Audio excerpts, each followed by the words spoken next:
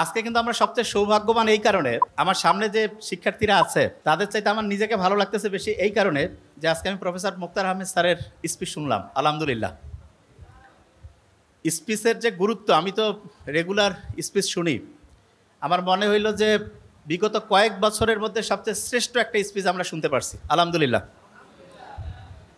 এবং ওনার স্পিচটা যদি কেউ বিশ্লেষণ করে, উনি যা বলছে সেটা যদি আমরা বুঝতে পারি, বর্তমান সময়ে আমরা যে পথহারা অবস্থায় আছি সেটা থেকে ঠিক রাস্তায় যাওয়ার করণীয় কি হবে সব কিছু আলহামদুলিল্লাহ উনি বলছেন। আলহামদুলিল্লাহ, আলহামদুলিল্লাহ বলে একটা লাভ আছে, আগে বলি। বিজ্ঞানীরা দেখতেছে ব্রেইনের জন্য সবচেয়ে 1 নম্বর খাবার হচ্ছে আলহামদুলিল্লাহ বলা। আলহামদুলিল্লাহ বলি কি কারণে? আমরা যখন শুকরিয়া আদায় করি তখন ভালো জিনিস, লাস্ট বেঞ্চ ধরবো কিন্তু আমি, যখন শুকরিয়া আদায় করি তখন ভালো জিনিস আমাদের জীবনে বেশি পরিমাণ ঘটতে থাকে। শুকরিয়া আদায় করলে যেই লোকটা অসুস্থ হয়, মাথা ঠিকভাবে কাজ করে না, মন মেজাজ খারাপ, এদের বেশিরভাগ জনের সাথে কথা বলবেন, দেখবেন যে জীবন সম্বন্ধে কোনো রকমের আলহামদুলিল্লাহ নাই, খালি অভিযোগ, খালি মেজাজ গরম, একজন আরেকজনের সম্বন্ধে শুধু হচ্ছে সমালোচনা। খেয়াল করছেন কি? বাসা থেকে শুরু করে সব জায়গায় মিলান, যেই লোকটা সবচাইতে বেশি মেজাজ গরম, অন্যের উপরে রাগ হয়, অন্যের সাথে হচ্ছে খারাপ আচরণ করে, দেখবেন সেই লোকটা নিজেও কিন্তু শান্তিতে নাই। কারণ আল্লাহ নিজে বলছে তুমি যদি শুকরিয়া আদায় করো আমি বাড়াই দিব, আল্লাহ নিজে বলছে। এবং বিজ্ঞানীরা এখন দেখতেছে যে যত বেশি শুকরিয়া আদায় করে তার ওই পজিটিভ জিনিসগুলো তত বেশি পরিমাণ হয়। আমরা এখানে যারা যারা আছি প্রত্যেকেই একটা কথা এখন উচ্চারণ করব, আমাদের প্রত্যেকের অসাধারণ অসম্ভব ভালো একটা ব্রেইন আল্লাহ দিয়েছে। বলি আলহামদুলিল্লাহ, এটা বলি, প্রত্যেকের অসাধারণ অসম্ভব শক্তিশালী একটা ব্রেইন আল্লাহ দিয়েছেন। আচ্ছা, মাথার মধ্যে যে ব্রেইনটা আছে এইটার ওজন প্রায় 1.5 কেজি। কত? 1.5 কেজি ধরবো। আচ্ছা, 1.5 কেজি ওজনের একটা ব্রেইন এই খুলির মধ্যে আছে, টের কি পাওয়া যায়? আপনি হাতের মধ্যে 1.5 কেজি নেন তো, কেমন শক্ত লাগে না? ওজন লাগে না? মাথার মধ্যে যে 1.5 কেজি ওজনের ব্রেইনটা আছে, এই যে সহজে সালাম ফিরাচ্ছি, এদিক ওদিক যাচ্ছি, সামনে পিছনে ইয়া করতেছি, ওই রকম কি 1.5 কেজি ওজন মনে হয়? আল্লাহ একটা অসাধারণ মেকানিজম করছে। সেটা কি? মাথার খুলির মধ্যে এক রকমের পানি রাখছে। পানি রাখার কারণে আমরা যখন নদীতে সাঁতার কাটি তখন আমাদের শরীরটা হালকা হয়ে যায়। এটা আর্কিমিডিস বলে একজন বিজ্ঞানী আবিষ্কার করছে। এবং আমাদের ব্রেইনটা আমাদের এই খুলির মধ্যে ওইরকম সাঁতার কাটতেছে। এবং সাঁতার কাটার কারণে যেই ব্রেইনের ওজন প্রায় 1,500 গ্রাম, সেইটা কমে মাত্র 50 গ্রাম হয়েছে। কত গ্রাম? 50 গ্রাম। এটা কিন্তু একটা প্রশ্ন ধরবো। তাহলে 1,500 গ্রামের ব্রেইন পানির মধ্যে সাঁতার কাটার কারণে কয় গ্রাম হয়েছে? Very fine. কত গ্রাম? 50 গ্রাম। তার মানে আপনি যে মাথাটা এরকম করতেছেন, কত গ্রাম করতেছেন? 50 গ্রাম। আমরা যখন মায়ের গর্ভে ছিলাম না, এই যে লাস্ট বেঞ্চ, মায়ের গর্ভে যখন ছিলাম, মায়ের গর্ভেও কিন্তু আমরা এরকম সাঁতার কাটতাম। এবং আল্লাহ এত সায়েন্টিফিক, মায়ের গর্ভে যখন আমরা ছিলাম মাকে লাথি মারতাম, গুতা মারতাম, কিন্তু মা যে কষ্ট করতো, এই জন্য মায়ের আলাদা একটা মর্যাদা আল্লাহ দিয়েছেন। এবং মুহাম্মদ সাল্লাল্লাহু আলাইহি ওয়াসাল্লাম তো আমরা এটা জানি যে সম্মান করবো কার? মায়ের, তারপরে কার? মায়ের, তারপরে কার? মায়ের, তারপরে কার? বাবার। তার মানেটা কি?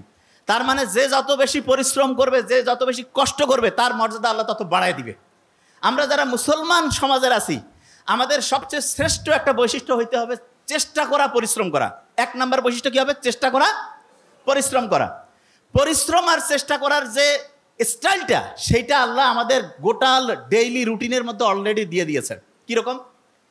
মুসলমান যারা 5 ওয়াক্ত নামাজ পড়ে না, 5 ওয়াক্ত ফজর যখন আমি নামাজ পড়ি, নামাজ পড়ার পরে আমরা অনেকে মূর্খ, তো নামাজ পড়ার পরে ইচ্ছা মতো ঘুমাই গেলাম, তার লাভটা কি হইলো? আল্লাহ নামাজ পড়ার পরে আমাদেরকে পরিশ্রমে যাওয়ার জন্য সবচাইতে বেশি হচ্ছে উদ্বুদ্ধ করছে। নামাজ শেষ করো, তারপরে তোমার জীবিকা অন্বেষণে বের হয়ে যাও। জীবিকা অন্বেষণ মানেটা কি? স্টুডেন্ট যারা, সে কি টাকা ইনকাম করবে? নো, তার প্রধান কাজ কি? পড়াশোনা করা। তাইলে আমি ফজরের নামাজ যখন পড়লাম, তারপরে আমার প্রথম কাজ কি হবে? পড়াশোনা করা। কি করা? পড়াশোনা। পড়াশোনার ক্ষেত্রে সবচেয়ে ভালো বুদ্ধি যেটা, সেটা হচ্ছে আগে কোরআন পড়ে নিব। যেমন প্রফেসর মুক্তার আহমেদ স্যার বলছেন, আমি তো শুনে খুব মজা লাগলো আজকে, যে আবু হুরায়রা রাদিয়াল্লাহু তাআলা আনহুর যে খেয়াল থাকতো না, তখন মুহাম্মদ সাল্লাল্লাহু আলাইহি ওয়াসাল্লামকে এসে বললো যে আমার তো খেয়াল থাকে না। মুহাম্মদ সকালে উঠে কোরআন শরীফ পড়ে যদি আমি বই পড়ি, লাভটা কি সেটাকে বুঝতে হবে। কোরআন শরীফ যখন আমি পড়ব, নিউ ইয়র্ক টাইমসের নাম শুনছি আমরা, নিউ ইয়র্ক টাইমস একটা খুব বড় রকমের হচ্ছে পত্রিকা, সেইখানে একটা আর্টিকেল ছাপানো হয়েছে এরকম যে ব্রেইনটা এমন একটা অবস্থা আছে যেই অবস্থায় পৌঁছলে পড়ে 1 ঘন্টায় 5 থেকে 10 ঘন্টার পড়া যায়। 1 ঘন্টায়, এই যে লাস্ট বেঞ্চ, ওই যে লাস্ট বেঞ্চ, 1 ঘন্টায় 5 থেকে 10 ঘন্টার পড়া যায় 1 ঘন্টায়। এবং সেই অবস্থাটা তার একটা নাম দিয়েছে, কি নাম? Flow state. কি নাম? আচ্ছা আমি বানানটা করি, FLOW, ফ্লো স্টেট। তা ওরা ফ্লো স্টেট তৈরির জন্য 5টা উপাদানের নাম বলছে। কয়টা উপাদান? 5টা উপাদান। এবং খুব মজার ব্যাপার, সেই 5টা উপাদান তৈরির জন্য যে আলাদা আলাদা 5টা কাজ আছে, সেই 5টা কাজের যে সামারি, সেই কাজটা আল্লাহ নামাজের মধ্যে কোরআন পড়লে সেই সিস্টেমটা চালু করে দিয়েছে। বুঝি নাই? একজনকে বললাম যে ভাই তুমি ABCDE 5টা ওষুধ খাবা আলাদা আলাদা, আর একজনকে বললাম যে ভাই তোমার 5টা ওষুধ আলাদা খাওয়ার লাগবে না, জাস্ট একটা ছোট্ট ট্যাবলেট আছে, সেইটার মধ্যে 5টার সব কানেকশন আছে, কোনটা বেশি দামি হইল? বুঝে নাই? একজন ডক্টরের কাছে গেছে, 5টা আলাদা আলাদা ওষুধ দিছে, আরেকজনের কাছে গেছে বলছে তোমার এই 5টা খাওয়া লাগবে না, একটা খাইলে 5টার কাজ করবে। তাহলে কোনটা বেশি ভালো ডাক্তারই হইল? ওই একটা কাজ হচ্ছে নামাজ পড়া, কোরআন পড়া। কোন কাজ? বুঝি নাই, বিশ্বাস করি না তো আমরা। কারণ কি আমি জানি, বিশ্বাস আমরা করি না যে নামাজ পড়লে, কোরআন পড়লে যে ব্রেইনটা ফ্লো স্টেটে আসে, এটা আমরা বিশ্বাস করি না। কারণটাকে সেটা বলি। ব্রেইনের মধ্যে 2 রকমের নিউরন আছে। কয় রকমের? 2 রকম। আমার এটা ডান হাত না, এটা কি হাত? এরকম 2 রকমের নিউরন আছে। এক রকমের নিউরন আমি যদি ভালো চিন্তা করি সেটাতে সে হেল্প করবে, শুনতেছি। আরেক রকমের নিউরন আমি যদি খারাপ চিন্তা করি সেটাতে সে হেল্প করবে। তার মানে আমি যে এরকম চিন্তা করবো সে সেরকম করে কাজ করবে। তাহলে আমি যদি চিন্তা করি যে আমার ব্রেন অসাধারণ, তাহলে ভালো পক্ষের যে নিউরন সেটা হচ্ছে তোমাকে সফল করার জন্য সে পজিটিভলি কাজ করবে। আর আমি যদি চিন্তা করি না আমার ব্রেন ঠিকভাবে কাজ করে না, আমার মাথার মানে হচ্ছে শক্তি কমে গেছে, আমার খেয়াল থাকে না, তাহলে ওই নিউরন, যে নিউরনটা খেয়াল না রাখতে তোমাকে হেল্প করবে, সেইটা কাজ করবে। তাহলে আল্লাহ যে সবসময় ইসলাম যে বলছে যে তুমি সবসময় ভালো চিন্তা করো, ভালো কথা বলো, ভালো উপদেশ দাও, এইটাতে আমাদের কি পজিটিভ ভালো কাজ করে, সেই নিউরনগুলো কাজ করে না খারাপ কাজ করে? সেটা কোনটা? ভালো কাজ। তাইলে আমি ভালো কথা বললে, অন্যের উপকার করলে, ভালো চিন্তা করলে আমার পজিটিভ নিউরনগুলো কাজ করবে না নেগেটিভগুলো? পজিটিভ। একজন যে অসাধারণ হয় তার কি নেগেটিভ নিউরন কাজ করে না পজিটিভ? পজিটিভ। আচ্ছা, এবার এই যে ঈদের সময় মানুষ লঞ্চে করে যায় না বাড়ি, ঈদের সময়? তা আগে তো ঈদের সময় দেখা যাইতো লঞ্চ এত বেশি জ্যাম প্যাক থাকতো যে মানুষজন হচ্ছে যে মানে জায়গায় পাইতো না। তা এক নাস্তিক, সে আল্লাহ তো মানে টানে না, সে পাশে কয়েকজন কি মুসলমান, তাদের সাথে গল্প করতেছে যে আল্লাহ কি বানাইছে। বলছে কেন? বলছে দেখো তো এই যে বড় বড় যে চায়না, জাপান, আমেরিকা, এরা যে বড় বড় এরকম জাহাজ, তারপরে হচ্ছে যে এরকম ফেরি, বড় বড় বিমান টিমান যে বানায়, এগুলো দেখা যায় যে ওই বিভিন্ন ফ্যাক্টরির মধ্যে তৈরি করে, আলাদা আলাদা পার্টস থাকে, তারপরে সেই পার্টসগুলো এসে এক জায়গায় জোড়া দিয়ে একটা জায়গায় সুন্দর করে চলতে থাকে। তা বলছে এটা তো করে। বলছে আল্লাহ যদি এরকম করতো যে আমাদের হাতগুলো আলাদা খুলে রাখা যাইতো, পাগুলো আলাদা খুলে রাখা যাইতো, শুধু মাথাটা আর একটু বুক পর্যন্ত, তাইলে সবাই অল্প জায়গার মধ্যে হইতো, আর ওগুলো সবাই ব্যাগের মধ্যে জোড়া করে রেখে বাড়িতে নামার পরে আরাম করে আবার লাগাই দিয়ে চলে যাইতাম। তা নাস্তিকের এই কথা শুনে কে আর কি কবে, সবাই কাছে আসলে আল্লাহ ধ্বংসই করে দিছে। ফজরের ওয়াক্তর সময় সেই নাস্তিক ঘুম থেকে উঠছে, উঠার পরে আশেপাশে যে আছে সবাইকে ডাকতেছে, ডাকার পরে বলতেছে ভাই আমাকে উজু করার সিস্টেম শিখাই দাও। বলছে কেন? কয় ভাই আমি যা করছি জীবনে বড় ভুল করছি, এখন আমাকে ঠিক হওয়া লাগবে। কেন, কি হয়েছে?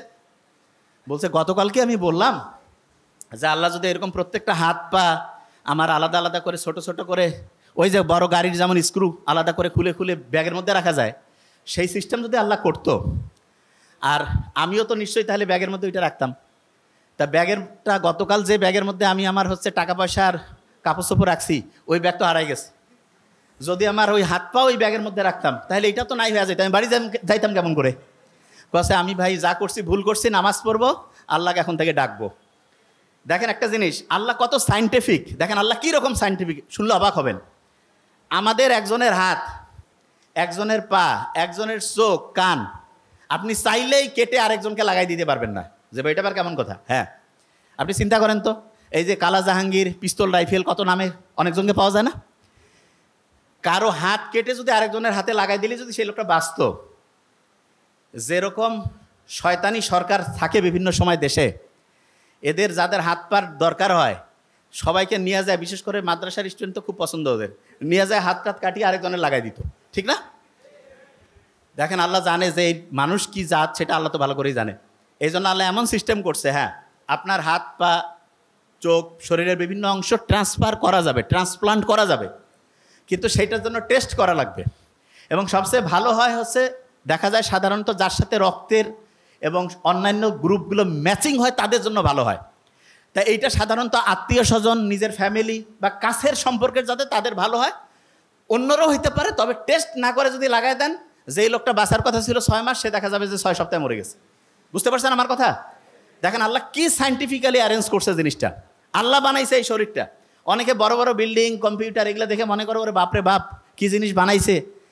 আপনি শুনলে অবাক হবেন, আপনার এই যে হাতের মধ্যে যে একটা ছোট্ট কোষ আছে না, কোষ, সারা পৃথিবীতে যত সম্পদ আছে এখন সবগুলো যোগ করে একটা কোষ বানাইতে পারবেন, একটা কোষ। বুঝেন নাই তো? আপনার আমার শরীরে প্রায় 1 লক্ষ ট্রিলিয়ন, মানে এটাকে আমি আসলে সহজ করে না বললে তো বুঝবেন না, আমি আগে ব্রেনটার কথা বলি, নোবেল যেটা বলে গেছে 86 বিলিয়ন, তার মানে 1 বিলিয়নে 100 কোটি, এরকম 86 দিয়া মানে 100 কোটির মতো 86টা, বুঝতে পারছেন?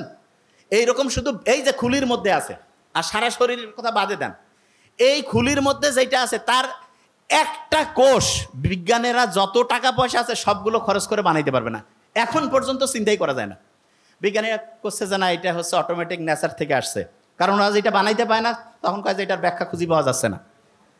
এই যে ডারউইন যে আছে না, বলছে যে বান্দর থেকে আসছে, বিশ্বাস করেন মিথ্যা কথা।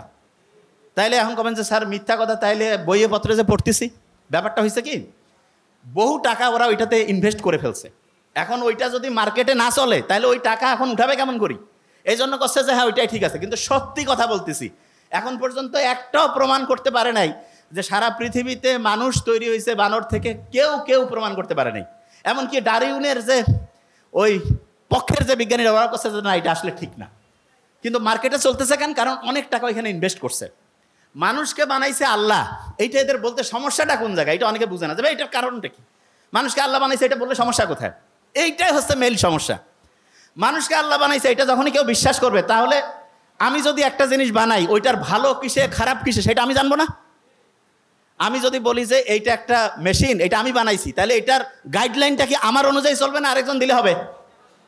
তা ওরা বলতেছে যে না মানুষ তো বানর থেকে আসছে, তার মানে আল্লাহ বলে কেউ নাই, আল্লাহ মানুষকে তৈরিও করে নাই, তাহলে গাইডলাইন আমাদের অনুযায়ী চলবা। এই জায়গাটাই হচ্ছে সবচেয়ে বড় সমস্যা, অন্য আর কোনো সমস্যা না। তার মানে হচ্ছে আল্লাহ মানুষকে বানিয়েছে এবং মানুষই হচ্ছে এইটার সব কিভাবে চললে সবচেয়ে সেরা হবে তার সব গাইডলাইন এখানে আছে। আচ্ছা এই যে মোবাইল যে আছে, মোবাইলের মধ্যে আপনার প্রোটেক্টর লাগান না? আচ্ছা আমি একটা জিনিস বলি, মোবাইল যত দামি প্রোটেক্টর কি লাগানো উচিত কি উচিত না? উচিত। মেয়ে যারা আছে, মেয়ে নারী, এখানে কেউ নাই কিন্তু আমাদের মা বোন তো আছে, তাদের জন্য পর্দার বিধান করছে না? মেয়েদের দাম বেশি না ছেলেদের দাম বেশি ইসলামে বলেন তো? মেয়েদের মর্যাদা বেশি, এবং মেয়েদের মর্যাদা বেশি থেকে কিন্তু দামি মোবাইলের যেমন প্রোটেক্টর আছে, এরকম মেয়েদেরও কিন্তু আল্লাহ প্রোটেক্টর হিসাবে পর্দার ব্যবস্থা করছে। ভালো লাগলো না শুনে? মেয়েদের কি করছে? পর্দার ব্যবস্থা। তা আমরা এটা করি না কেন?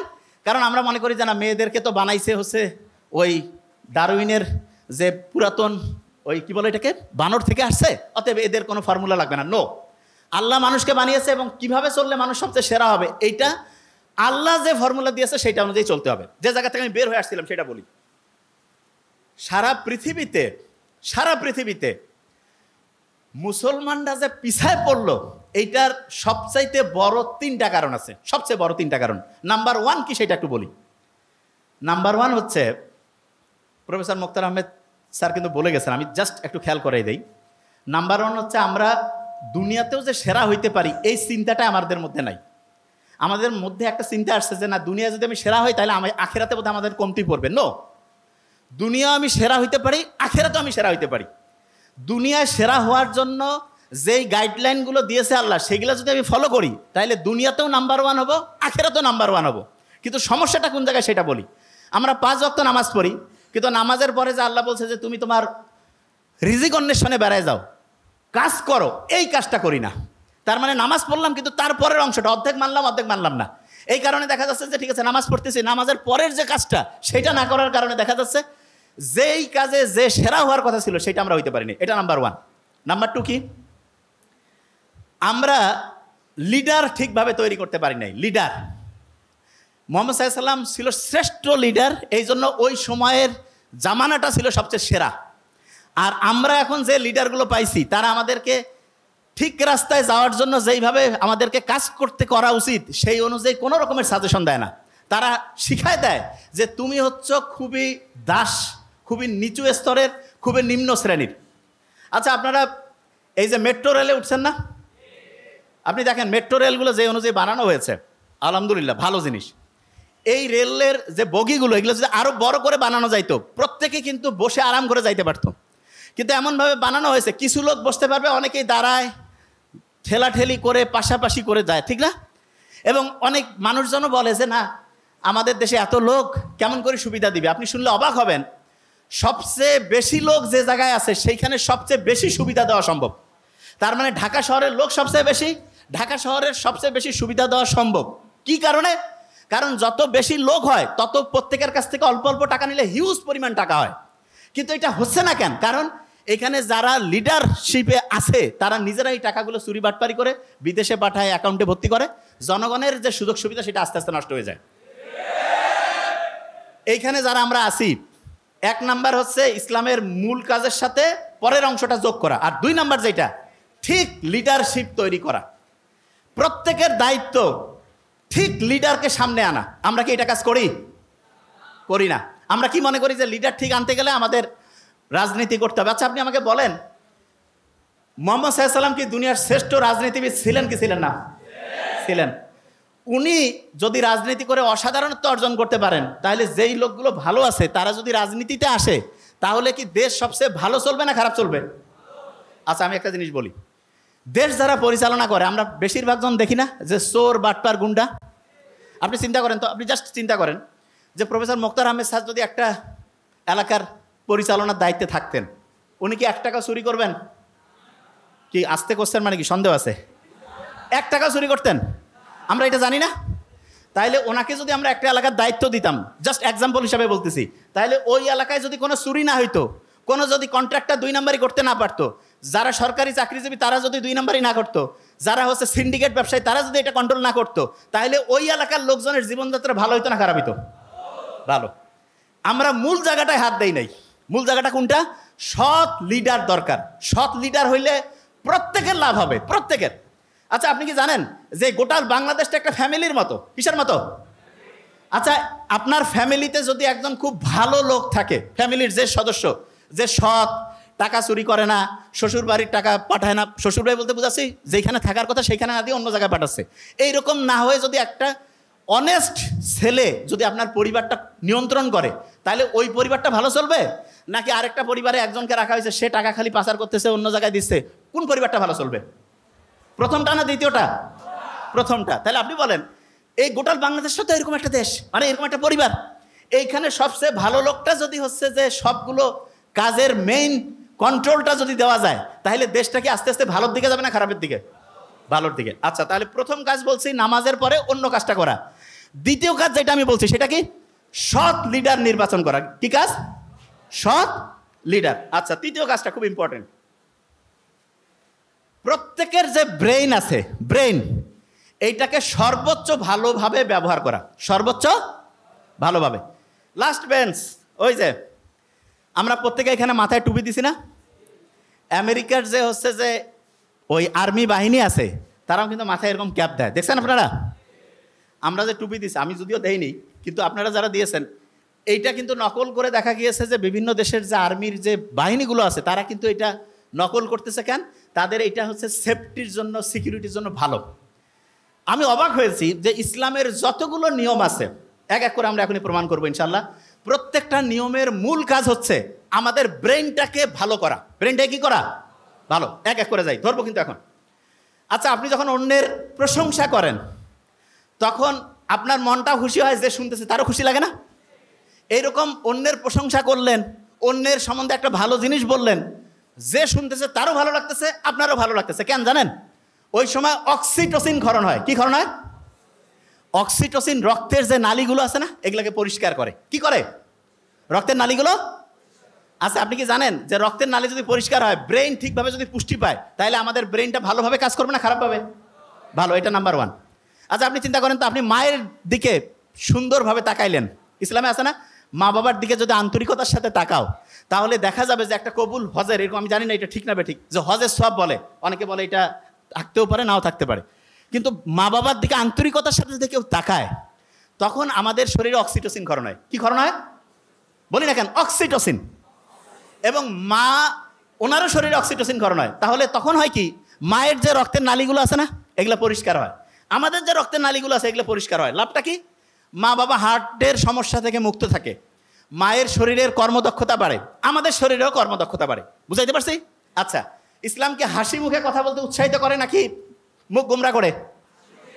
আচ্ছা, একটু সবাই হাসি তো এমনিতে ভালো লাগে না?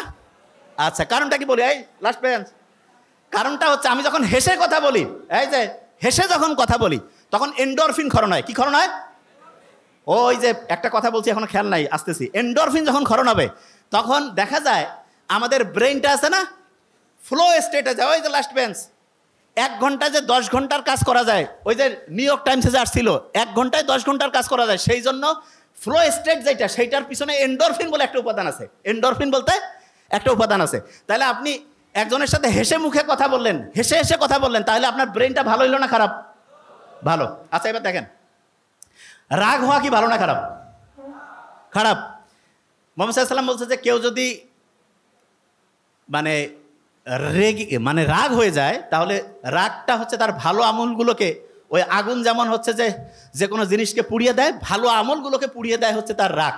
এরকম খারাপ। বিজ্ঞানীরা দেখছে, কেউ যখন রাগ হয়ে যায়, তখন তার রক্তের যে কোয়ালিটিটা, এইটাতে দেখা যায় কর্টিসল বেড়ে যায়। তার মানে টেনশন যে কারণে বেশি হয়, সেই জিনিসটা বেড়ে যায়।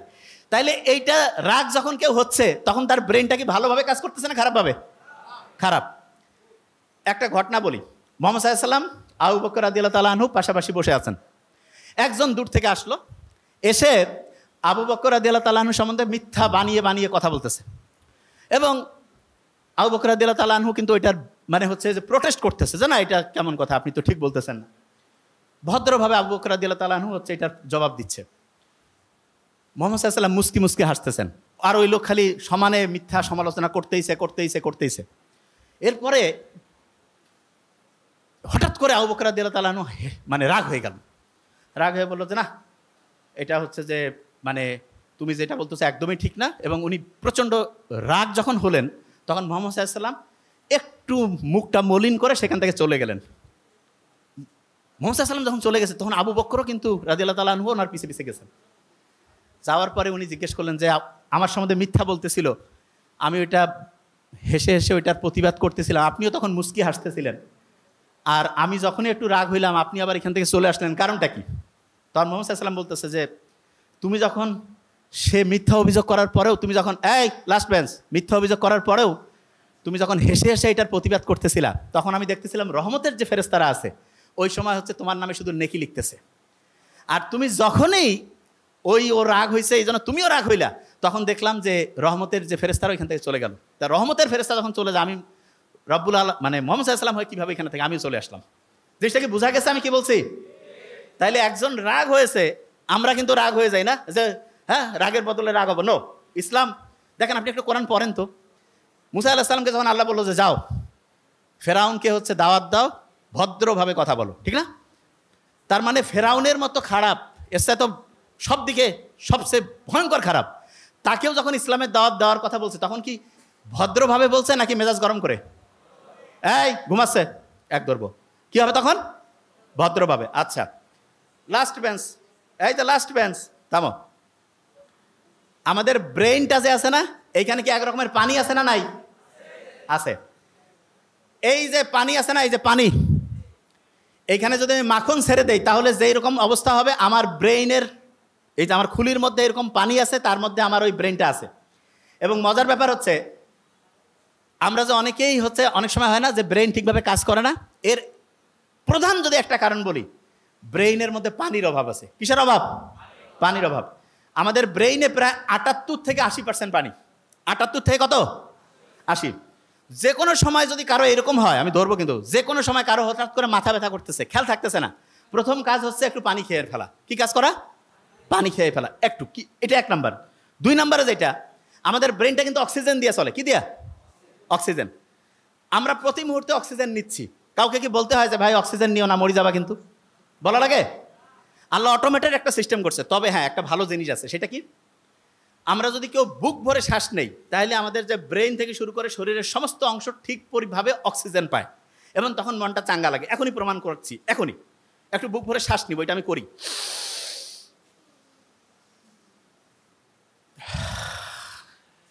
নাক দিয়ে নেওয়া লাগবে কিন্তু, হ্যাঁ।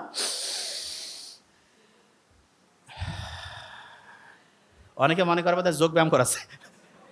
না, এটা জিনিসটা কি বলি আরেকবার নেই।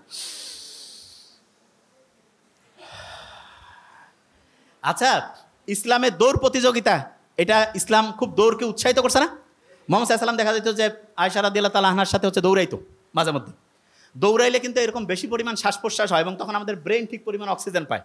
তাহলে এই যে দৌড় প্রতিযোগিতা, একটু একটু দৌড়ানো, এইটা হার্টের কোনো সমস্যা না থাকলে, অন্য কোনো প্রবলেম না থাকলে, এটা আমাদের ব্রেইনের জন্য ভালো না খারাপ? ভালো। আচ্ছা, আমরা যে নামাজ পড়ি, নামাজে আমরা সেজদা দেই না? সেজদা দেই। সেজদা যখন আমরা দেই, শুনলে অবাক হবো, কপালটা আমরা মাটিতে লাগাই না? বিজ্ঞানীরা দেখতেছে যখন আমরা কপালটা মাটিতে লাগাই, যদিও এটা নিয়ে একেবারে প্রমাণিত না, কিন্তু ধারণা করতেছে, তখন হয় কি আমাদের এই যে এইখানে প্রিফ্রন্টাল কর্টেক্স আছে না এবং হিপ্পোক্যাম্পাস, যেই দুইটা ব্রেইনের রিজার্ভের মেন জায়গা, পড়া মনে রাখার মেন শক্তিশালী অংশ, সেই দুইটা শক্তিশালী হয়ে যায়। তার মানে যত বেশি সেজদা, প্রিফ্রন্টাল কর্টেক্স, হিপ্পোক্যাম্পাস তত বেশি পাওয়ারফুল হয়ে যায়। সুবহানাল্লাহ। ব্রেইন যে দামি জিনিস, এটা তো বুঝি না, এই জন্য ব্রেইনের দাম বাড়ে, মানুষ কাছে এটা কি আর হবে। 1 নাম্বার জিনিস। আচ্ছা, এখানে কেউ কি আছে যে 100 কোটি টাকার মালিক? 100 কোটি? নোবডি না? আচ্ছা, ব্রেইনের দাম এখনকার হিসাবে মিনিমাম 30,000 কোটি টাকা। কোনো সার্ভিস চার্জ আছে? যে আল্লাহ যদি কইতো যে ঠিক আছে 1% করে টাকা দাও, ফকির হয়ে যাওয়া লাগবে না? এই ব্রেনটা যে দিয়েছে, এটা কাজে লাগাইতে পারতেছি না কেন? 3টা জিনিস ব্রেনটাকে ধ্বংস করতেছে। 1 নম্বরে কি? প্রফেসর মুখতার আহমেদ স্যার বলছে কিন্তু যে আমাদের ধৈর্য কম না? এই কি কম? তা উনি যেটা বলছে যে ধৈর্য কম, উনি তো বাংলায় বলছে, এই জন্য শুনে অত মজা লাগে নাই, মনে করছে এটা ফির কি সমস্যা। আপনি যদি আর্টিকেল পড়েন, আর্টিকেল মানে বিদেশি একেবারে কোটি কোটি ডলার খরচ করিয়া বিভিন্ন গবেষণা করে ওরা বাইর করছে, ওরা সেখানে বলছে কি জানেন, আপনার ব্রেইনের সবচেয়ে বড় সমস্যা হিসেবে তারা যেটা চিহ্নিত করছে, সেটা তো ইংরেজিতে বলছে, কি নাম শুনেন? Attention deficit hyper activity disorder. ওরে বাবা, এত বড় রোগ! এইখানে যারা আছি, হয়তোবা আল্লাহর মধ্যে এরা তো ইসলামী, এদের হয়তো বেশিরভাগ জনের ব্রেন ভালো আছে, তবে সারা দেশের যদি চিন্তা করি 80% মানে 10 জনে 8 জনের, আমার সাথে একটু বলতে হবে, attention deficit hyper activity disorder. এইটাকেই বাংলায় বলে কি? ধৈর্যের অভাব। এবং আপনি যদি ডাক্তারের কাছে যান, যদি আপনার এটা লিখে দেয় এডি, বাবা এগুলো রোগ, এগুলো ট্রিটমেন্ট, এবং এগুলো যাদের হয়, অবশ্য যার টাকা পয়সা কম হইলেও কোনো সমস্যা নেই, কারণ মানে রোগ যে আছে টেরে পাবে না। তা ওই বেশিরভাগ জন যারা আছে না, টাকা পয়সা প্রচুর, আমরা তো দেখি ওই যে তোমাদের নোবেল স্যার সারা দুনিয়া থেকে রুগী দেখতেছে আলহামদুলিল্লাহ, এবং ইন্ডিয়ায় মাদ্রাস চেন্নাইতে যে ভালো হচ্ছে না আলহামদুলিল্লাহ, কারণ খুব অথেন্টিক ইমানদারির সাথে রুগী দেখে, সে একটা পয়সা কোনোদিন 2 নাম্বারই করেন, এই জন্য অনেস্ট ডাক্তার আল্লাহর রহমত আছে আলহামদুলিল্লাহ। এবং সে যেটা করছে আমি দেখছি, হিউজ মানসিক এই প্রবলেমের রুগীগুলো আছে। তা এইটা থেকে কেউ যদি বাঁচতে চায়, তাহলে তাকে ইসলামের রাস্তায় আসতে হবে না ইসলামের রাস্তা থেকে দূরে যাইতে হবে? ইসলামের রাস্তায় আসতে হবে। যে জায়গা থেকে আমি ছিলাম, তাহলে ধৈর্যের যে অভাব, এইটা হচ্ছে ADHD. ADHD, attention deficit hyper activity disorder. আচ্ছা, আমরা যে নামাজটা পড়ি, নামাজ যে পড়ি, এইটার সবচাইতে বড় গুরুত্ব হচ্ছে ব্রেইনটাকে ফোকাস দেওয়ার ক্যাপাসিটি বাড়ানো। ব্রেইনটাকে কি করার ক্যাপাসিটি বাড়ানো? ফোকাস দেওয়ার। আচ্ছা, বর্তমান পৃথিবীতে সবচেয়ে বেশি টাকা আছে ধনী লোক, একটা নাম বলেন তো কে? Elon Musk, very nice. 1835 সালে জন্ম নিয়েছে আমেরিকায় একজন এরকম ধনী লোক ছিল, যার নাম অ্যান্ড্রু কার্নেগি। কি নাম? Andrew Carnegie. তা উনি ব্যবসা বাণিজ্য যেইটাই করে খালি কোটি কোটি কোটি কোটি টাকা ইনকাম করে। আমেরিকার যে হচ্ছে গোয়েন্দা বাহিনী আছে না, তারা চলে গেছে তার কাছে, যে বলতেছে যে কী ব্যাপার, আপনি এত টাকা ইনকাম করতেছেন, সব কাগজপত্র আমাদেরকে দেখান। উনি সব কাগজপত্র দিয়েছে। কাগজপত্র দেখার পরে কোনো জায়গায় কোনো 2 নাম্বারই ধরা পড়ে নেই। তখন ওনাকে জিজ্ঞেস করছে যে আপনি যে এত অসাধারণভাবে ব্যবসা করতেছেন, এটার পিছনে রহস্যটা কি? ধরবো কিন্তু এখনই, ওই যে লাস্ট বেঞ্চ। তা উনি তখন বলতেছে যে রহস্য হচ্ছে আমি যে কোনো একটা বিষয়ে 5 মিনিট মনোযোগ দিতে পারি। শুনুন আগে মন দিয়ে, কয় মিনিট মনোযোগ দিতে পারে? এই লাস্টের বেঞ্চ টুপি, কয় মিনিট মনোযোগ দিতে পারে? 5 মিনিট। ভেরি ফাইন, এই যে স্মার্ট ছেলে, 5 মিনিট। আচ্ছা, ওই সময় যারা ছিল সবাই কাছে 5 মিনিট, এটা তো কোনো কাজে না। তা বলছে ঠিক আছে আপনারা আসেন, মনোযোগ দেওয়ার টেস্টিং হচ্ছে। যারা ওই সময় আমেরিকার বড় বড় প্রতিষ্ঠানে, ওই সময় মোবাইল টোবাইল তো ছিল না, ব্রেন ভালো ছিল, চেষ্টা করছে, তারা 1.5 থেকে 2 মিনিট পরিমাণ একটা বিষয়ে মনোযোগ দিতে পারছে। আর অ্যান্ড্রু কার্নেগি 5 মিনিট পারত। আমরা যারা মুসলমান, তারা যদি মন দিয়ে নামাজ পড়ি, দৈনিক যত রাকাত নামাজ পড়ি, এটা যদি মন দিয়ে পড়ি, তাহলে আমাদের মনোযোগ দেওয়ার যে ক্যাপাসিটি, এইটা অ্যান্ড্রু কার্নেগির চেয়ে বেশি হবে না কম হবে? তাইলে টাকা ইনকাম করা কি কোনো কঠিন কাজ হবে?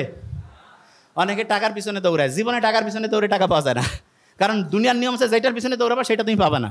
তাহলে ভাই কাজটা কি? তোমার সবচেয়ে শক্তিশালী অস্ত্র হচ্ছে ব্রেইন। এই ব্রেইনটা সবচেয়ে পাওয়ারফুলভাবে আল্লাহ বানাইছে, এইটা শুধু তোমার ওই পাওয়ারটা ধরে রাখতে হবে।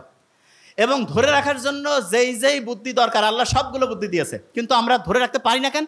কারণ আমরা নিয়মটা কেন মানতেছি সেটাই বুঝি না। আমি যখন নামাজে দাঁড়াবো, নামাজে মনোযোগ দিলে এইটা ব্রেইনের ফোকাস করার যে ক্যাপাসিটি, ফোকাস, আচ্ছা ফোকাস জিনিসটাকে আমি বলি। এই যে ক্যামেরা আছে না, ক্যামেরাটা আমি যেই দিকে টার্গেট করব, ছবি কি ওইটার আসবে না অন্য জায়গায় আসবে? তাইলে আপনি যেই জিনিসটা টার্গেট করবেন, আপনি ওই জিনিসটা পাবেন না অন্য জিনিস পাবেন? আচ্ছা, আপনি যদি টার্গেট করেন যে আমি আমার ব্রেইনটাকে ঠিকভাবে ভালোভাবে কাজে লাগাবো এবং এইটাকে কাজে লাগিয়ে আমি আমার জীবনে অসাধারণ কিছু করব, তাইলে আপনি এটা পারবেন কি পারবেন না? পারার জন্য নামাজটা 5 ওয়াক্ত যখন পড়বো, তখন তো শুকরিয়া আদায় করবোই, তার সাথে এটাও চিন্তা করব যে আমার অ্যাটেনশন দেওয়ার, ফোকাস দেওয়ার যে ক্যাপাসিটি, সেটা বাড়তেছে। ক্লিয়ার? আচ্ছা, রোজা রাখি না আমরা? আপনি কি জানেন যে আমাদের শরীরটা প্রতি মুহূর্তে কিন্তু এরকম বিভিন্ন সময় হচ্ছে আবর্জনায় ভর্তি হয়ে যায়।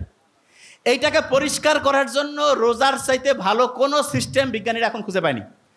অনেক সমস্যা শারীরিক বিজ্ঞানীদের কাছে যায়, মানে যারা ডক্টর তাদের কাছে যায়, তারা বলে আপনি না খেয়ে থাকেন। কি করে বলেন না? কি করে? না খেয়ে থাকা। এই যে আমরা সকাল থেকে সন্ধ্যা পর্যন্ত না খেয়ে থাকলাম, এতে কি আমাদের শরীরটা পরিষ্কার হইল না অপরিষ্কার? কি হইল? পরিষ্কার। আচ্ছা, অন্যের গীবত করা, এটা নিজের মৃত ভাইয়ের মাংস খাওয়ার চাইতে খারাপ না? আচ্ছা, আপনি আমাকে বলেন তো, আপনি যদি অন্যের গীবত করেন, তাহলে বিজ্ঞানীরা এখন দেখছে আমাদের যে প্রিফ্রন্টাল কর্টেক্স, হিপ্পোক্যাম্পাস, এইটার কার্যকারিতা কমে। তার মানে ব্রেইনের যেই জায়গাটা পড়া মনে রাখতে হেল্প করে, পরীক্ষায় উত্তর লিখতে হেল্প করে, সেই জায়গাটা ধ্বংস হয়ে যায় অন্যের সমালোচনা করলে। আল্লাহ যে অন্যের সমালোচনাকে, গীবতকে এতটা মানে হচ্ছে যে বলা যেতে পারে যে নিষিদ্ধ করেছেন, এতটা যে নিরুৎসাহিত করেছেন, এটাকে আমাদের ব্রেইনের জন্য ভালোর জন্য না খারাপের জন্য? ভালোর জন্য। ক্লিয়ার? আচ্ছা, মেডিকেলে যারা যারা পরীক্ষা দিবে, এখানে আছে না অনেকে? অনেকে আছে ভার্সিটিতে পরীক্ষা দিবে।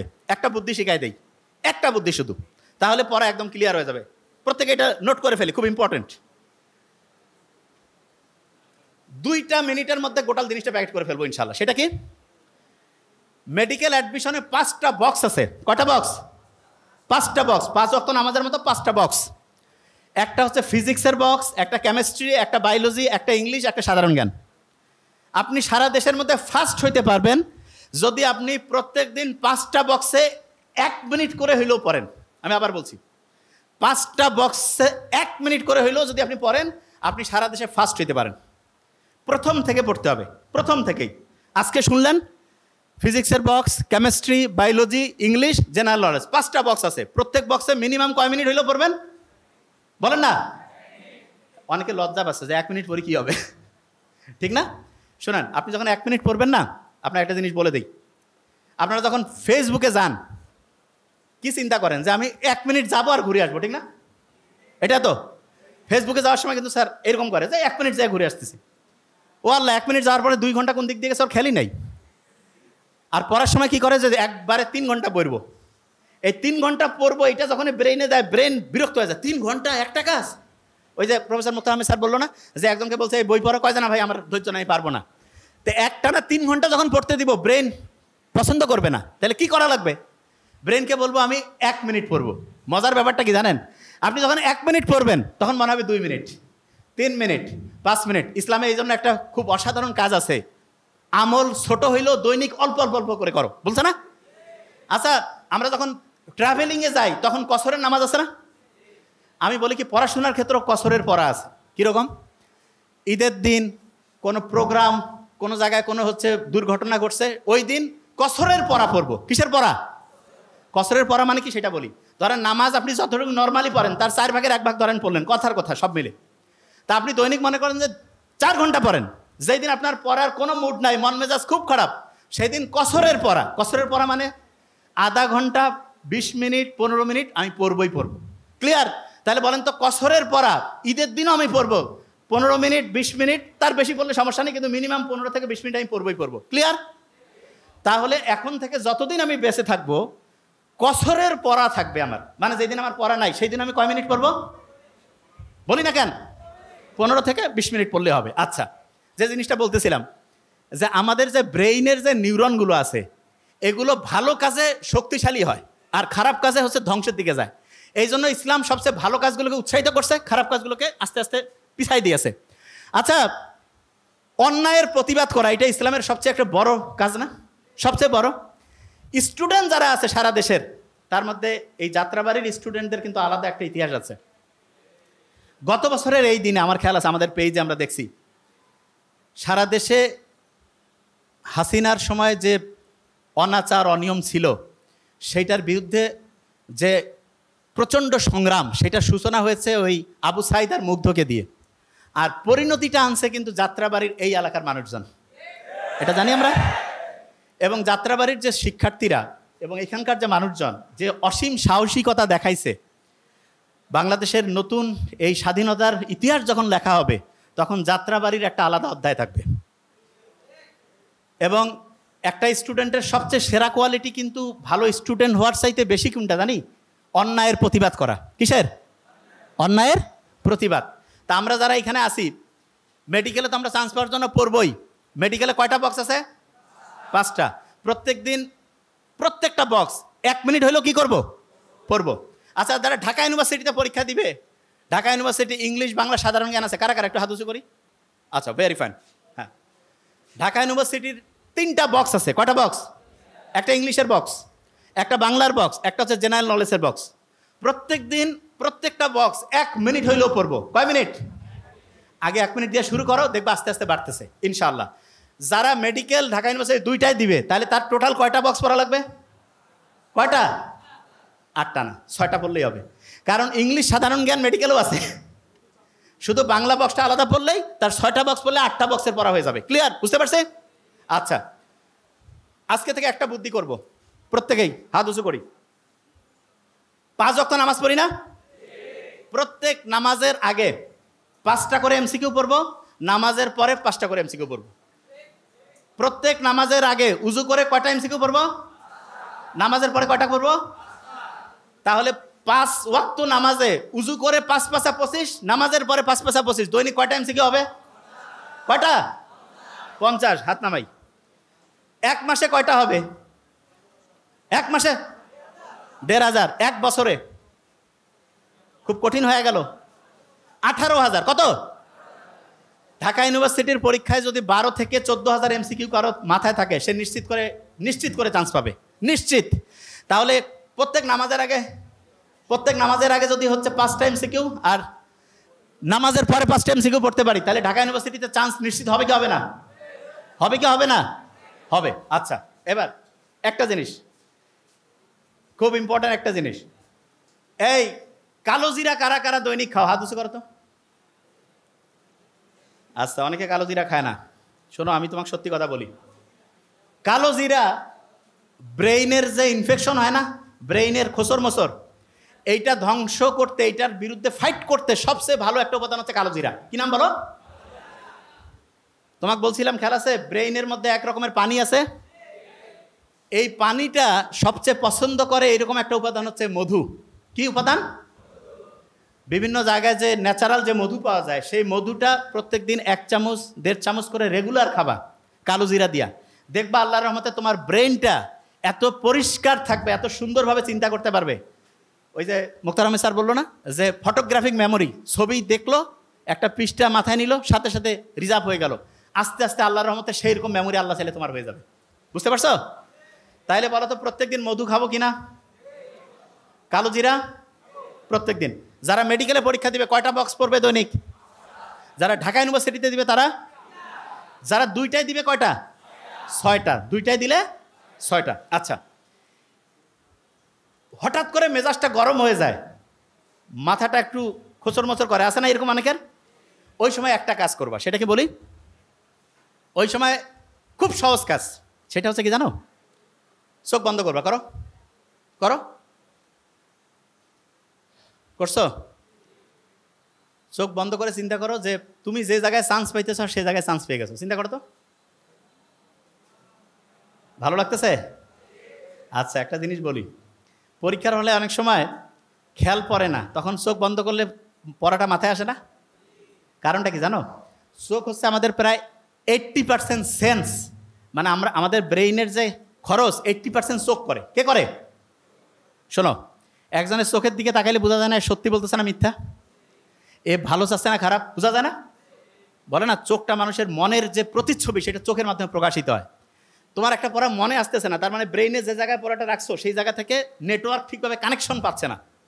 কানেকশন করার জন্য অনেক সময় তুমি দেখবা হঠাৎ করে তোমার বাসায় কারেন্ট লো ভোল্টেজ হয়েছে বা কারেন্ট চলে গেছে, তখন আমরা এরকম করি না, কিছু কিছু জিনিস বন্ধ করে দিয়ে ফ্যানটা আর যেটা খুব প্রয়োজনীয় সেটা চালু রেখে অন্য সব বন্ধ করে দেয়, যে ভোল্টেজটা একটু ঠিকভাবে এটা পাও। ঠিক তেমনি করে তোমার ব্রেইনের ভোল্টেজে তখন কম বেশি হয়েছে, এই ভোল্টেজটা তখন কিভাবে আসবে? ঠিক চোখ বন্ধ করছো না, তখন এই শক্তিটা তো খরচ আর হচ্ছে না, তখন ও খুঁজতেছে পড়াটাকে, এবং পড়াটা খুঁজে আলহামদুলিল্লাহ চলে আসলো। আরেকটা জিনিস দেখবা, হঠাৎ করে তোমার একটা পড়া মাথায় আসতেছে না, দেখিও পরীক্ষার হল থেকে বাড়ি হইছো, ওই সময় মাথায় আসছে, হয়েছে এরকম হয় না? আচ্ছা, অনেকে কবে এটা কেন হয় বলি একটা জিনিস, ব্রেইনের একটা অসাধারণ বৈশিষ্ট্য হচ্ছে, কোনো প্রেশার নিতে চায় না, প্রেশার নিতে চায় না। তার মানে তুমি পরীক্ষার হলে পরীক্ষা দিচ্ছ, তোমার একটা পড়া মাথায় আসতেছে না, ওই যে জায়গা থেকে বেরোইছিলাম, প্রথম কাজ হচ্ছে চোখ বন্ধ করা। কি করবা? বলো না কেন? চোখ বন্ধ করার পরে বুক ভরে শ্বাস নাও, এরকম করে 3 থেকে 5 বার নিবা এবং ছাড়বা। ওই সময় ব্রেইনের যেই জায়গাটায় তথ্যটা রাখছিলা সেইটার সাথে নেটওয়ার্কিং ব্যবস্থাটা স্ট্রং হয়ে যাবে, দেখবা যে ইনশাল্লাহ মাথায় চলে আসছে। আর যদি না আসে তখন ওই প্রশ্নটা একটু রিজার্ভে রাখবা, রেখে ওই জায়গাটা ফাঁকা রেখে অন্য জায়গায় হচ্ছে পড়া শুরু করবা, অন্য জায়গায় লেখা শুরু করবা, এবং করার পরে হঠাৎ করে দেখবা চট করে মাথায় চলে আসছে, হয় না? হয়, তখন ওই জিনিসটা লিখবা। ক্লিয়ার? অনেক স্টুডেন্ট আছে ওর পড়া কিন্তু মাথায় থাকে না, কয় ভাই আমি অত ভালো স্টুডেন্ট না, বলে না এরকম? কার কার আছে পড়া সহজে খেয়াল থাকে না? হাত উঁচু করো তো। আচ্ছা, কোনো সমস্যা নেই, আলহামদুলিল্লাহ, এটা ভালো। যাদের পড়া খেয়াল থাকে না তাদের যাতে পড়াটা মাথার মধ্যে সমস্যা নেই, এই থামো, কোনো অসুবিধা নেই, আমরা ইনশাল্লাহ লাস্ট বেঞ্চ পর্যন্ত। আচ্ছা, এবার আমি একটু পড়া ধরি। ব্রেইনে যে আমাদের এখানে যে পানি আছে এটার কারণে 1500 গ্রামের ব্রেইনটা কতটুকু হয়? Very fine. মেডিকেলে যারা পরীক্ষা দিবে দৈনিক কয়টা বক্স পড়বে? যারা ঢাকা ভার্সিটিতে পরীক্ষা দিবে কয়টা বক্স? যারা 2 জায়গায় দিবে 6টা। আচ্ছা, এইটা জিনিস কি কারো খেয়াল আছে যে ওই যে একটা আর্টিকেল যে ছাপানো হয়েছিল সেখানে বলছিল ব্রেইনে এমন 5টা উপাদান দরকার যেটা থাকলে ব্রেইনটা ফ্লো স্টেটে যায়, কথাটা ঠিক আছে? ফ্লো। আচ্ছা, নামাজ পড়লে কি ফ্লো স্টেট পাবো কি পাবো না? নামাজ পড়লে ফ্লো স্টেট পাবো। আচ্ছা, আমরা যদি হচ্ছে অন্যের প্রতি রাগ হই তাহলে আমাদের ব্রেন কি ফ্লো স্টেটে যায় নাকি ধ্বংসের দিকে যায়? যখন রোজা রাখি তখন কি ব্রেনটা ভালোভাবে কাজ করে না খারাপভাবে? আচ্ছা, আমরা যদি অন্যের প্রশংসা করি ব্রেনের জন্য ভালো না খারাপ? মায়ের দিকে যদি আন্তরিকতার সাথে তাকাই ব্রেনের জন্য ভালো না খারাপ? আচ্ছা, নামাজের পরে আল্লাহ বলছে না যে কাজে বের হয়ে যাও নামাজের পরেই, তাহলে নামাজের পরে যদি আমি কাজের মধ্যে চলে যাই এটা কি ব্রেনের জন্য ভালো না খারাপ? আচ্ছা, সকালে যখন আমি ঘুম থেকে উঠি আমার ব্রেইনে ওই সময় কিন্তু হচ্ছে ওই যে ফ্লো স্টেটটা তৈরি হয়। কোন স্টেট? Flow state. এই ফ্লো স্টেটটাকে আমরা আলফা স্টেটের সাথে মিলাইতে পারি। আলফা কি নাম? আলফা। ওই সময় 1 ঘন্টায় 5 থেকে 10 ঘন্টার পড়া যায়, 1 ঘন্টায় 5 থেকে 10 ঘন্টা। আচ্ছা, ফজরের নামাজের পরে ভোর 5টা 6টা থেকে যদি আমি সকাল 8টা 9টা পর্যন্ত 3-4 ঘন্টা পড়ি, প্রায় 20-25 ঘন্টার পড়া হয়ে যাবে। কতক্ষণ? এই বলো না কেন? আর রাত জেগে পরে কারা কারা একটু হাত উঁচু করো তো, রাত জেগে? আচ্ছা, অল্পজন, আলহামদুলিল্লাহ। শোনো, রাত জেগে যারা তোমরা পড়ো, এই যে লাস্ট বেঞ্চ, এইটা তোমার ব্রেনের জন্য খুব ক্ষতিকর। ব্রেনের জন্য কি ক্ষতিকর? তাহলে তোমরা আমাকে বলো তো, তোমরা যারা অসাধারণ স্টুডেন্ট হইতে চাও, তারা কি রাত জেগে পড়বা না ফজরে নামাজের পরে ওই সময় পড়বা? ফজরের নামাজের। আচ্ছা, যারা অসাধারণ স্টুডেন্ট হইতে চাও, তারা কি অন্যের উপর রাগ হবা কি হবা না? অন্যের কি সমালোচনা করবা নাকি হচ্ছে প্রশংসা? মা বাবার সাথে ভালো সম্পর্ক না খারাপ? আচ্ছা, নামাজের আগে এবং পরে উজু করলাম তারপরে পড়লাম, নামাজ পড়লাম তারপরে পড়লাম, এটা ব্রেনের জন্য ভালো না খারাপ? ভালো। তাহলে প্রত্যেকটা স্টুডেন্টকে বলবো, তোমরা যারা এখানে আছো, জীবনে যেই জায়গায় যেতে চাও সেটা তো লিখবাই, তার সাথে ডায়েরি কে কে লেখো? হাত উঁচু করো তো, ডায়েরি। আচ্ছা, বুঝতে পারছি। আচ্ছা শোনো, শোনো আগে, এই শোনো মন দিয়ে, একটা ওয়াদা করো আজকে থেকে, একটা। হার্ভার্ড বিজনেস স্কুলের নাম শুনছো? হার্ভার্ড, সেইখানে এরকম হল রুম ভর্তি হচ্ছে স্টুডেন্ট ছিল। তাদেরকে জিজ্ঞেস করলো যে তোমরা জীবনে কে কি হইতে চাও, এটা লিখছো কারা কারা?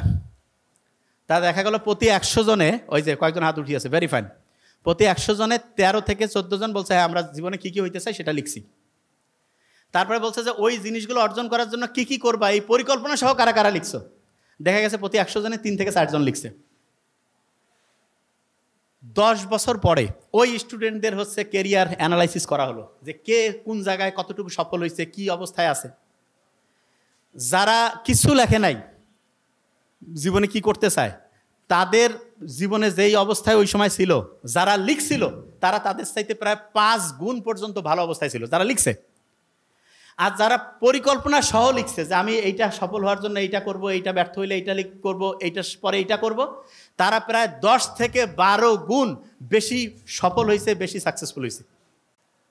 তাইলে আমরা যারা এখানে আসি, এই জিনিসটা খুব ইম্পর্টেন্ট। যেই জিনিসটা তুমি হইতে চাও সেটা ইনশাল্লাহ তুমি 10 গুণ পর্যন্ত হইতে পারো, অসাধারণ জায়গায় যাইতে পারো। এইটা তোমাকে মাথায় থাকলে হবে না, এটা লিখতে হবে। এটা কি করতে হবে? আচ্ছা, এবার হাত উঁচু করো তো, সত্যিকার অর্থে আজকে গিয়েই লিখবা, আজকে গিয়েই লিখবা। কারা কারা হাত উঁচু করো তো? এই ওই লিখবে না, আজকে গিয়ে লিখবে কারা? ভেরি নাইস, আজকে গিয়ে লিখবা না? ওকে, ভেরি ফাইন।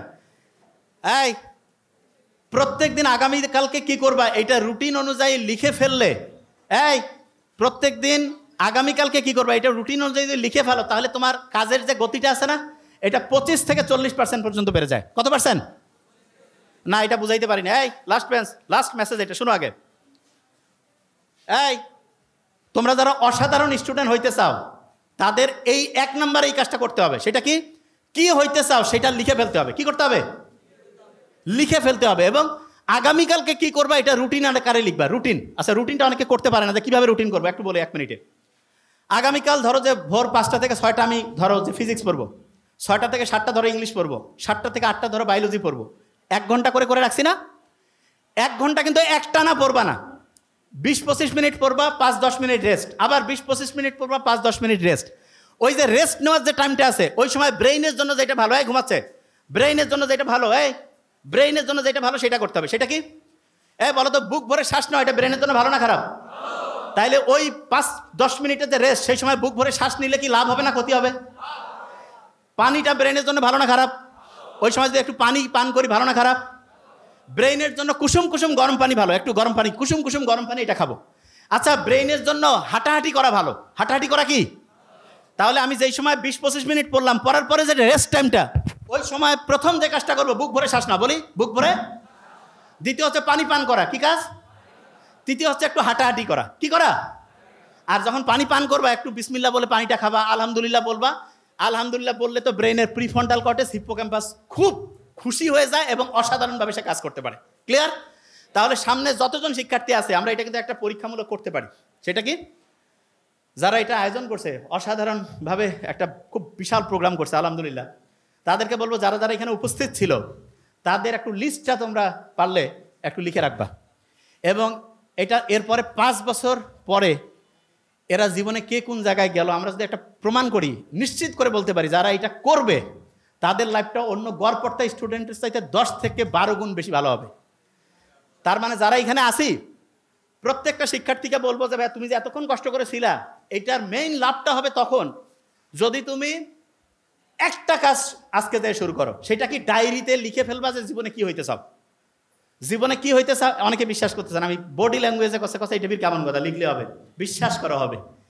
পৃথিবী যে ঘুরতেছে বিশ্বাস হয় কই দে। অনেকে মূর্খ লোক রিক্সাওয়ালা বা অন্য যারা জিজ্ঞেস করে কয় ভাই মাথা খারাপ হয়ে গেছে, কই পৃথিবী ঘুরে, কারণ ওর মাথায় এটা আসবে না, পৃথিবী ঘুরতেছে কই কিছুই তো দেখি না, কয় ভাই আপনারা মাথা ঘুরে, এরকম বলবে। তা তুমি লিখলে সফল হবা, এটা কি বিশ্বাস করো? এত আসতে লিখলে সফল হবা না ব্যর্থ হবা? যদি সফল হইতে চাও তাহলে তোমার পরিকল্পনাটা কি লিখবা কি লিখবা না? লিখবা। আচ্ছা, প্রত্যেকে ডায়েরিতে লিখে ফেলবা এবং শোনো টার্গেটটা বড় করো। দেখো মুসলমানরা কোন অবস্থায় আছে সারা পৃথিবীতে, মুসলমান হোক অন্য যে ধর্মেরই লোক হোক, যারা যারা খারাপ অবস্থায় আছে তাদের জন্য কাজ করা আমাদের প্রত্যেক মুসলমানের দরকার কি দরকার না? তা তুমি অন্যের জন্য কাজ করতে চাইলে তোমাকে আগে শক্তিশালী হইতে হবে না দুর্বল? তুমি যদি শক্তিশালী হইতে চাও তাহলে তোমার ব্রেনটা কি শক্তিশালী বানাইতে হবে না দুর্বল? ব্রেনকে শক্তিশালী বানানোর জন্য প্রত্যেক দিন রুটিন করা দরকার কি দরকার না? বড়দের সম্মান করব, ছোটদের স্নেহ, মা বাবার সাথে ভালো সম্পর্ক, আর রাগ হওয়া, অন্যের সমালোচনা করা, অন্যের সম্বন্ধে হচ্ছে খারাপ কিছু বলা, এগুলো থেকে বাদ দিয়ে প্রত্যেকটা দিন যদি রুটিন করে আল্লাহর উপর ভরসা করে যদি চেষ্টা করি এবং প্রত্যেক ঘন্টায় গ্যাপ দিয়ে দিয়ে যদি পড়ি, আর ওই সময় যদি পানি খাই, বুক ভরে শ্বাস নেই, একটু হাঁটাহাঁটি করি, ইনশাআল্লাহ এখানে যারা আছে আমরা বিশ্বাস করি সারা দুনিয়ার মধ্যে সবচেয়ে সেরা সেরা মানুষগুলো আমরা এখান থেকে পাবো। Thank you so much. আসসালামু আলাইকুম।